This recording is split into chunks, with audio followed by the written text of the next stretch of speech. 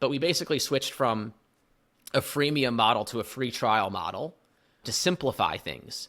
Because freemium, in my opinion, in a direct-to-consumer business is probably the most complicated monetization strategy you can have.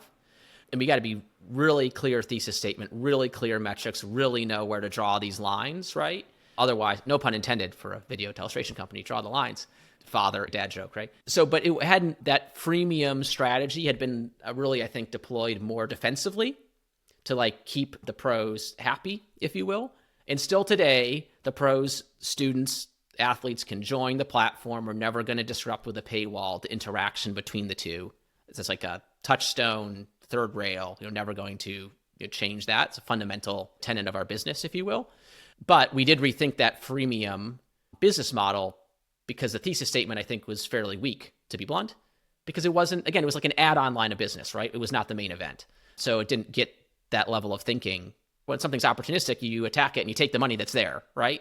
But that's very different than being methodical and thinking about it from scratch. I want to interject because I think a lot of apps can relate, and maybe I need to help point this out, but so many apps, if they're 4 or 5, 6 years old, they don't have as much kind of business strategy debt as V1 Sports did, but they probably have more than they realize. There's features that they give away for free in their freemium strategy that maybe are higher value that they should be putting behind a paywall. There's ways they do things that haven't been rethought in years. And to your point earlier, things have changed so much. Consumer willingness to pay via subscription has changed. Onboarding patterns have changed. Even like willingness to pay higher prices are surprisingly doing better and better. If you can deliver the value, consumers are more willing to pay higher prices for software these days than I ever thought consumers would be willing to pay for. So I think this is how, if you're listening in and you're like, what does this like golf app have to do with my business? I think this is the meat of it, is that if you've been around and your business has plateaued at all, or even if you've just been around a bit and are still growing but want to grow faster, like taking a minute to reevaluate some of these like core aspects of the business can produce incredible fruit. So then what was your process? Like, how did you gather data, talk to users? What did it look like to figure out where those opportunities were to shift the business strategy? I think one of the things that our team is most proud of is it feels like we've been, in the last 4 years, like 15 different companies. Completely disorients our board, which is a whole different masterclass that someone needs to give me. But I view that as a sign of progress and success. So there's lots of times we actually come back to something that we may have done previously, and someone says, well, we already tried that. And I go, whoa, but that was 18 months ago. And think about all the things we've learned. Let's go back to. So I'm a big fan of, why are you where you are? Can you go back and critically evaluate that? And are those still true? Sometimes they might just be truisms, right? And you might just say, check, check, check. For instance, for us, we're never going to make the student pay to interact with their instructor. We're just not going to do it.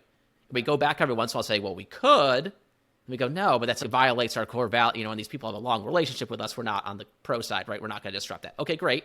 That one hasn't moved. But what about these other things? So first for us was just go back to the beginning. And so free trial is just simpler, right? We couldn't reconstruct the thesis statement behind the freemium strategy. So we said, we need to make things simpler and like get back to the basics. And by the way, if you switch from free trial or from freemium to free trial, you're just going to make more money doing it. You might burn users, different story. We can talk about that, and bad reviews, whatever. So there are costs, right? So that was, I don't want to say, I use the word easy a lot when I think I mean simple. That was simple. It was A or B. You got to choose a door, pick one, right? But we decided basically to retreat to move forward, meaning there's a lot of assumptions that are stacked here, and we don't really know how many of these are true. Where's a simple place to start to explain the universe that we're living in, and then proceed from there and try to meticulously, brick by brick, right, lay these down so we have a solid foundation. And again, because we've had such high turnover, a feature and a bug in some ways, and so institutional knowledge got eroded to some extent. It was easier to do that because there weren't a lot of sacred cows to us, but also harder because there was fear around, well, what are we disrupting, right? Because we didn't have that full knowledge. So that was a start, at least, simplifying things so we could list the 4 or 5 assumptions that we thought we were operating based on and then building off of those.